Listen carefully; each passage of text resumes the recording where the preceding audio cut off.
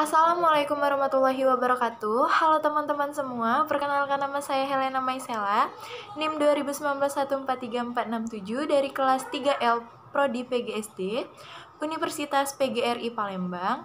Kali ini saya akan membahas mengenai rancangan RPP dengan mata kuliah Konsep Dasar Bahasa dan Sastra Indonesia SD dengan dosen pengampu Ibu Mardiana Sari MPD.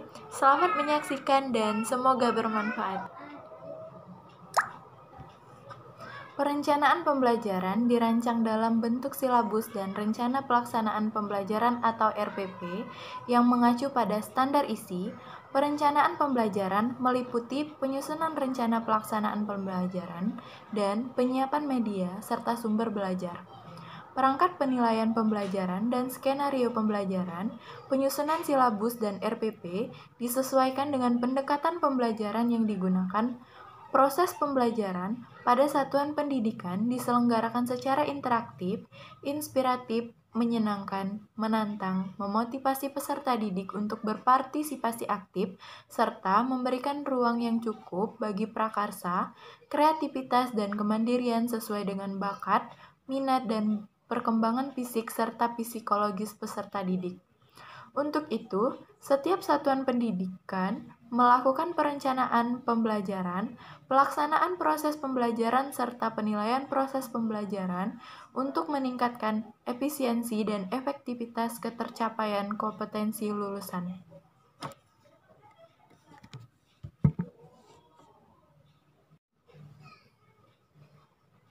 Rencana Pelaksanaan Pembelajaran atau RPP adalah rencana kegiatan pembelajaran tatap muka untuk satu pertemuan atau lebih. RPP dikembangkan dari silabus untuk mengarahkan kegiatan pembelajaran peserta didik dalam upaya mencapai kompetensi dasar atau KD. Setiap pendidik pada satuan pendidikan berkewajiban menyusun RPP secara lengkap dan sistematis agar pembelajaran berlangsung secara interaktif, inspiratif, menyenangkan, menantang, efisien, memotivasi peserta didik untuk berpartisipasi aktif, serta memberikan ruang yang cukup bagi prakarsa, kreativitas, dan kemandirian sesuai dengan bakat, minat, dan perkembangan fisik serta psikologis peserta didik. RPP disusun berdasarkan konsep dasar atau subtema yang dilaksanakan kali pertemuan atau lebih.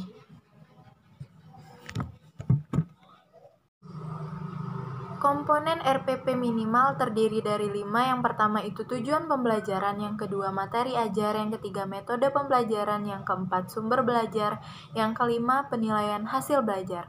Selanjutnya ada komponen lengkap RPP yang terdiri atas A.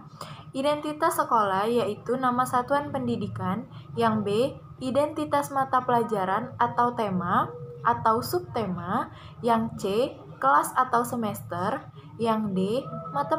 Materi pokok, yang E. Alokasi waktu ditentukan sesuai dengan keperluan untuk mencapai konsep dasar dan beban belajar dengan mempertimbangkan jumlah jam pelajaran yang tersedia dalam silabus dan konsep dasar yang harus dicapai. Yang F. Tujuan pembelajaran yang dirumuskan berdasarkan konsep dasar dengan menggunakan kata kerja operasional yang dapat diamati dan diukur, yang mencakup sikap, pengetahuan, dan keterampilan. G. Kompetensi dasar dan indikator pencapaian kompetensi. H. Materi pembelajaran memuat fakta, konsep, prinsip, dan prosedur yang relevan dan ditulis dalam bentuk butir-butir sesuai dengan rumusan indikator ketercapaian kompetensi. I. Metode pembelajaran digunakan oleh pendidik untuk mewujudkan suasana belajar dan proses pembelajaran agar peserta didik mencapai konsep dasar yang disesuaikan dengan karakteristik peserta didik dan konsep dasar yang akan dicapai. J. Media pembelajaran berupa alat bantu proses pembelajaran untuk menyampaikan materi pelajaran. K. Sumber belajar dapat berupa buku, media cetak dan elektronik, alam sekitar, atau sumber belajar lainnya yang relevan. Yang L. Langkah-langkah pembelajaran yang dilakukan melalui tahapan pendahuluan atau pembuka, inti, dan penutup. Dan yang M, penilaian hasil pembelajaran.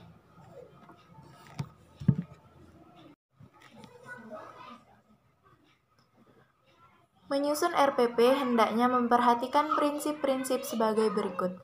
A. Perbedaan individual peserta didik antara lain, kemampuan awal, tingkat intelektual, bakat, potensi, minat, motivasi belajar, kemampuan sosial, emosi, gaya belajar, kebutuhan khusus, kecepatan belajar, latar belakang budaya, norma, nilai, atau lingkungan peserta didik. B. Partisipasi aktif peserta didik. C. Berpusat pada peserta didik untuk mendorong semangat belajar, motivasi, minat, kreativitas, inisiatif, inspirasi, inovasi, dan kemandirian. D.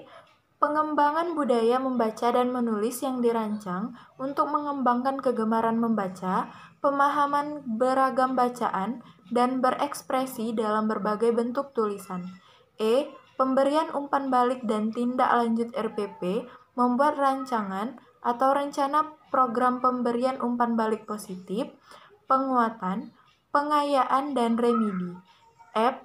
Penekanan pada keterkaitan dan keterpaduan antara konsep dasar, materi pembelajaran, kegiatan pembelajaran, indikator pencapaian, kompetensi, penilaian, dan sumber belajar dalam satu keutuhan pengalaman belajar. G. Mengakomodasi pembelajaran tematik terpadu, keterpaduan lintas mata pelajaran, lintas aspek belajar, dan keberagaman budaya. H. Penerapan teknologi informasi dan komunikasi secara terintegrasi, sistematis, dan efektif sesuai dengan situasi dan kondisi.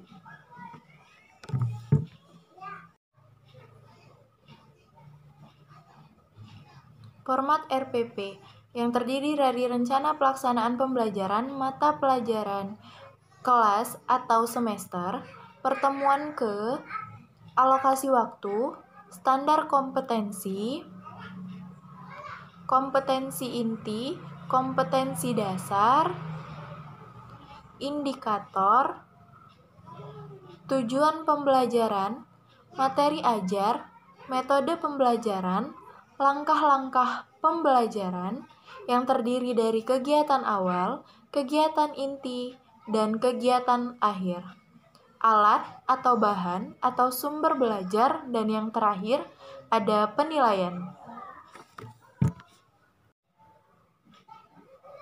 Kemudian pada contoh RPP ini, Satuan Pendidikan SD Negeri 147 Palembang, kelas 3 semester 1, tema 1 yaitu pertumbuhan dan perkembangan makhluk hidup, subtema 1, ciri-ciri makhluk hidup, kompetensi intinya ada 4, pembelajaran pertama, dan alokasi waktu 35 menit. Kompetensi dasar dan indikator dari berbagai mata pelajaran seperti PPKN dan matematika. Budaya dan prakarya, bahasa Indonesia, dan PJOK. RPP ini tujuan pembelajarannya ada 9. Selanjutnya ada materi pembelajaran dan metode pendekatan. Ini terdiri dari media dan alat peraga, serta langkah-langkah pembelajaran yang terdiri dari kegiatan pembuka atau pendahuluan, kegiatan inti, dan penutupan, serta yang terakhir ada penilaian. Itulah penjelasan mengenai rancangan RPP dari saya. Jika ada kesalahan dalam pembuatan video ini, saya mohon maaf. Dan saya akhiri. Wassalamualaikum warahmatullahi wabarakatuh.